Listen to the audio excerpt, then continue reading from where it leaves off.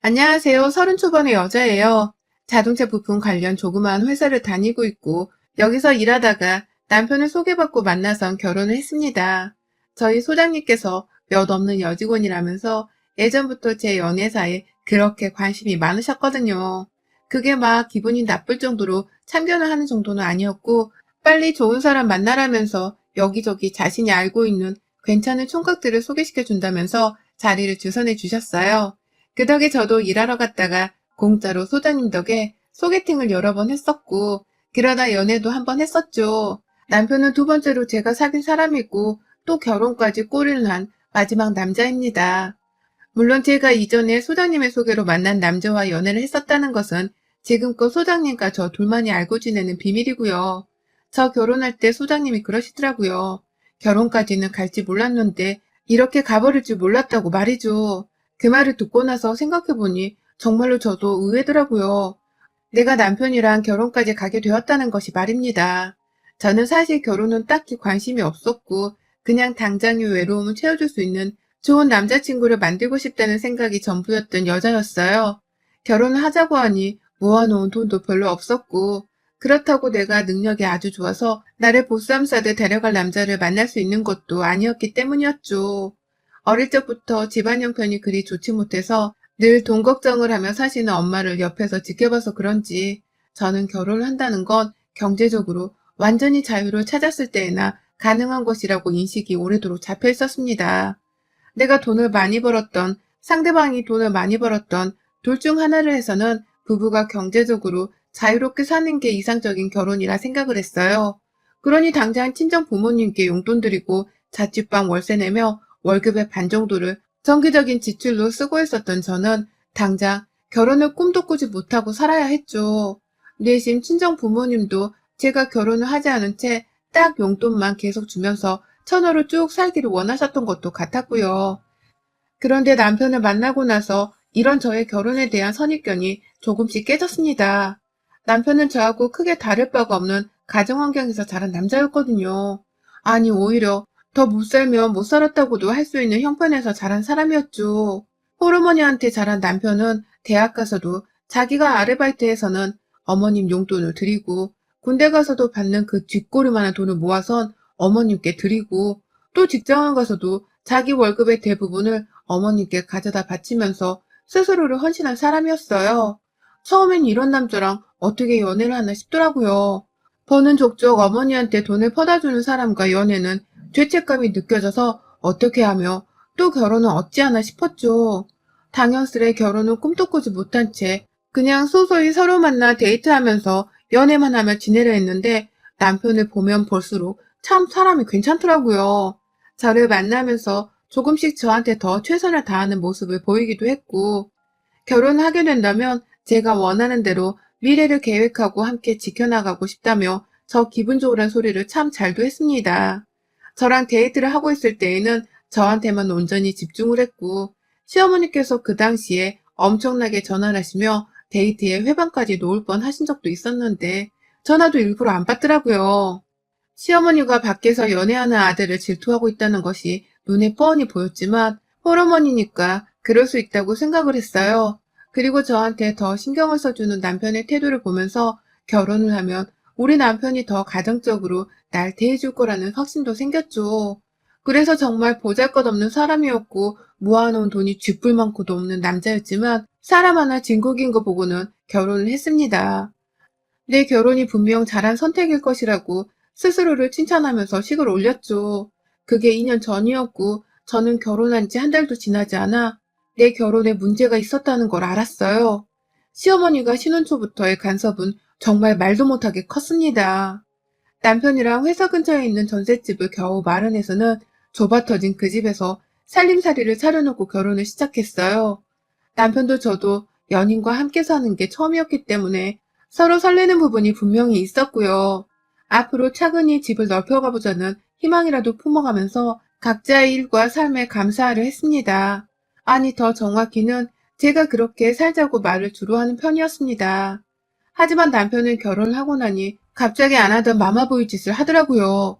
연애 때는 그렇게 저를 우선으로 생각해 줄 듯 행동하더니 막상 결혼에 혼인신고까지 하고 나자 저를 나몰라라 하면서 시어머니의 부름에 냅다 달려가는 겁니다.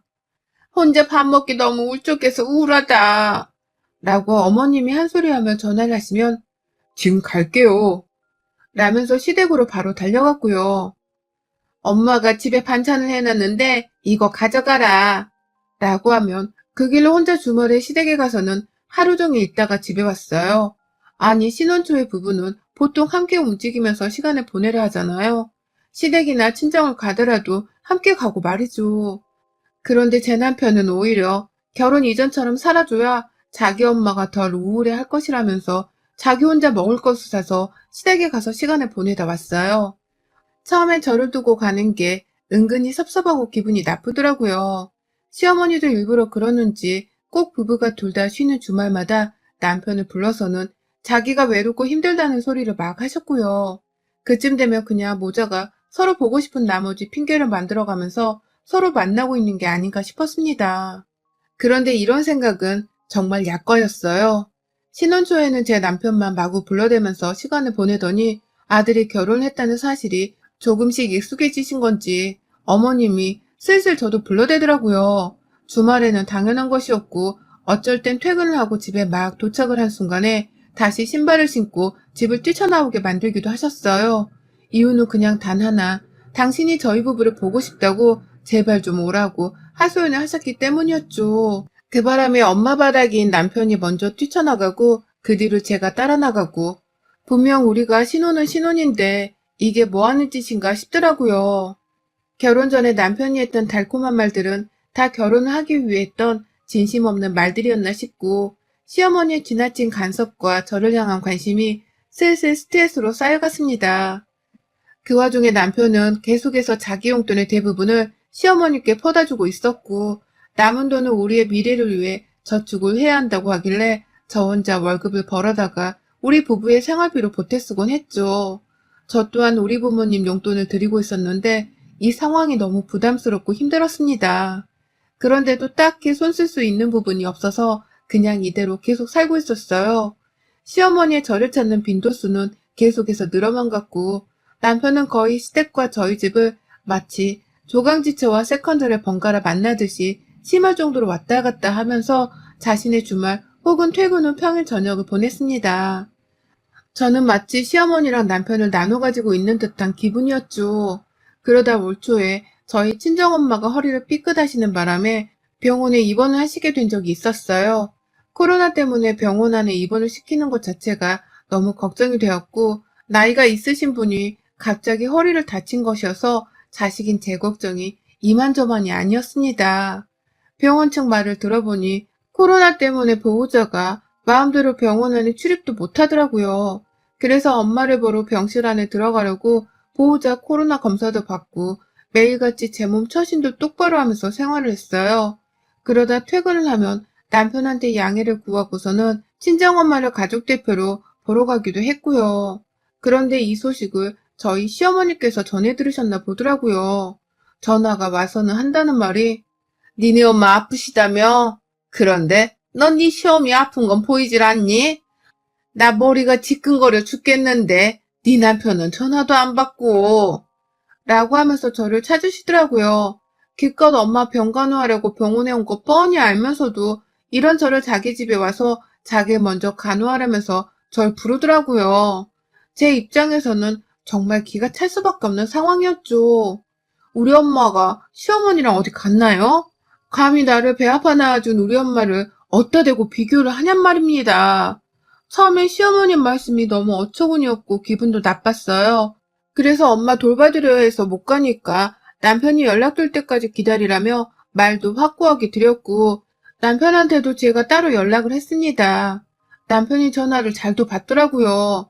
남편의 말로는 시어머니가 아프단 소리를 아직 듣지 못했다고 했고요. 그러니 바로 촉이 오더라고요. 시어머니가 괜히 친정엄마를 돌봐주러 간 저를 시샘에서는 억지로 자신한테 오게 하려고 거짓말을 했다는 걸 말입니다. 일부러 저를 빨리 시댁에 와 자기 뒤치다거리나 하게 시키려고 아프단 꾀병까지 부려가면서 저를 찾은 것이었어요. 이 사실을 안 순간 저는 더 시댁에 가지 않겠다고 굳게 마음을 먹었는데 남편은 남편대로 우리 엄마도 아프대잖아. 장모님은 병원에서 간호사랑 의사들이 돌봐주고 있으니까 당신은 일단 우리 엄마한테 좀 가줘라. 라며 말을 하더라고요. 아무도 그 와중에 우리 엄마의 몸 상태를 걱정해주는 사람 하나가 없었습니다. 참, 이런 사람이 내 남편이고 내 시어머니구나 하는 마음에 엄청나게 괴로웠던 순간이었어요. 결국 그렇게 시어머니 전화를 몇 번이고 더 받다가 친정엄마가 먼저 가보라는 소리를 하시면서 저를 내보냈고, 결국 저는 친정엄마를 둔 채 멀쩡히 꾀병을 부리는 줄 알면서도 시어머니를 찾아갔어요. 제가 처신을 똑바로 확실히 해야 했던 건데, 저도 시어머니가 어려웠던 나머지 제대로 처신을 하지 못하고야 말았습니다. 이 부분에 있어선 제 불찰이라는 걸 지금 저도 너무나 잘 알고 있어요. 그런 일이 있고 나서 엄마는 다행히 쾌차를 하시곤 퇴원하셨는데, 못내 제 결혼 생활에 대한 걱정이 많으셨어요. 시댁에서 엄마 병간호도 못하게 하는 거냐면서 시어머니 성질에 대한 걱정도 하셨고, 남편한테 제대로 여자 대접도 못 받고 사는 게 아니냐면서 저의 결혼에 대해서도 많이 안쓰러워 하셨어요. 그런 엄마를 보니 저도 괜히 불효녀가 된 것 같아서 많이 죄송스러웠고 말이죠.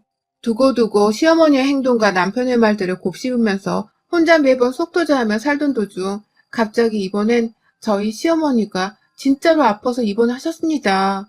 일하다 말고 모르는 번호로 전화가 와서 받아보니 병원이라고 하면서 저희 시어머니가 길 한가운데서 복통으로 쓰러져 실려왔다고 하시더라고요.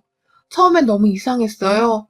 이러면 안 되는 건데 혹 시어머니가 모르는 행인을 시켜서 저를 집으로 부르겠다며 또 꾀병을 부리는 거 아닌가 하는 의심까지 했습니다.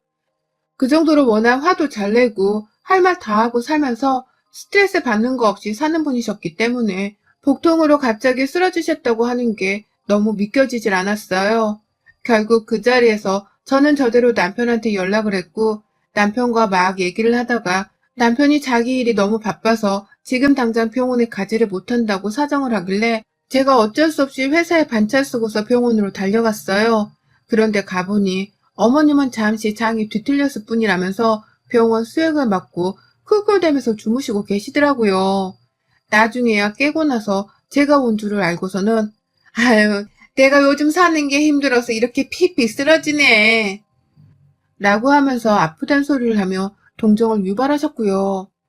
그 꼴이 너무 보기 싫었지만 어찌되었든 노인네가 쓰러져 병원에 계시는 것이었기 때문에 저는 제 할 도리를 다 했어요. 병원에 끝까지 남아서는 입원비 계산도 제가 했고, 집에 돌아오는 길에 택시 잡는 것도 제가 했고, 옆에서 그냥 있어달라 해서 죄다 있어줬어요. 그렇게 자기 엄마 없으면 죽을 것 마냥 애절하게 굴던 남편은 정작 시어머니가 아파서 입원해 계신데도 일을 핑계로 대면서 퇴원할 때까지 오지를 않았고요.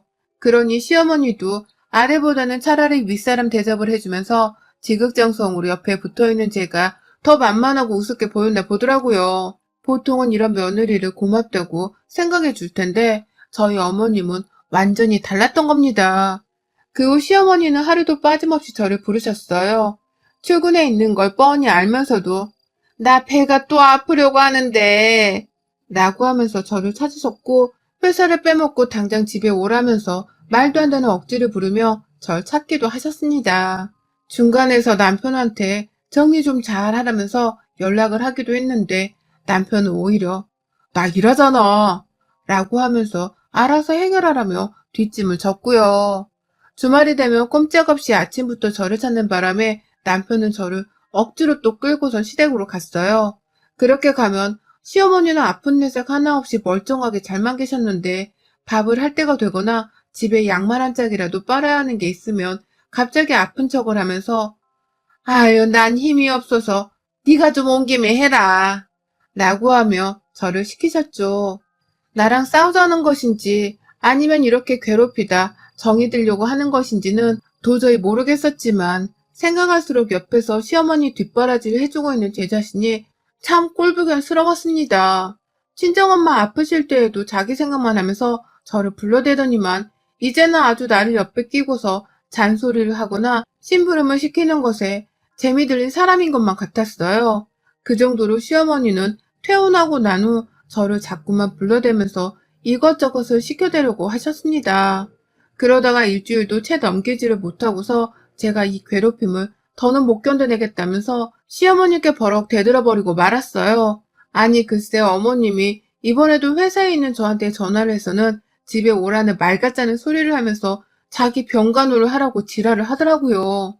퇴원을 일주일 전에 하셨고 그때도 그냥 갑작스러운 위장 꼬임으로 입원을 하신 것이었는데 그때의 후유증이 아직도 가시지를 않고 있다면서 허구한 날 문자로 아프다고 혼자 있기 무섭다고 그러니 제발 와달라면서 계속해서 때를 쓰시더라고요.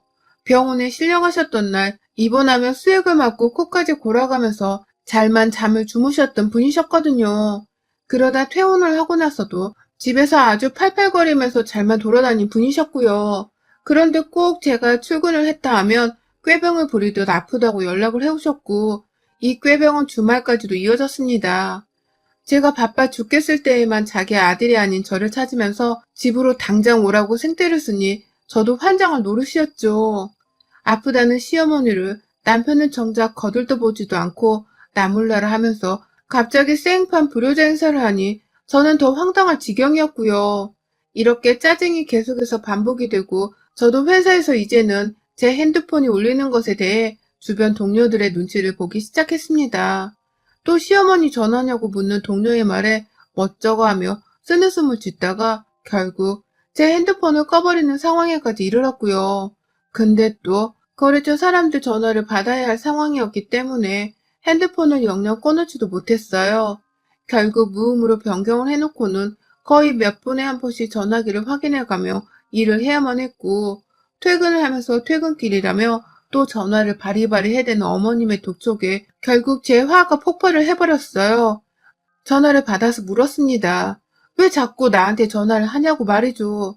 그러자 어머님은 니네 엄마 병간호는 그렇게 열심히 하려고 하더니만 나 아프다고 하니 나몰라라 하려고 하는 것 좀 봐라.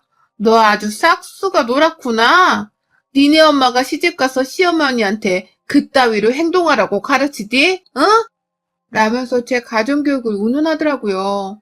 제 친정엄마의 병간호를 누구보다 열심히 회방한 게 바로 본인이었으면서 이제 와서 제가 친정엄마 병간호는 열심히 했다는 말을 하며 싹수노란 며느리 취급을 하는 겁니다.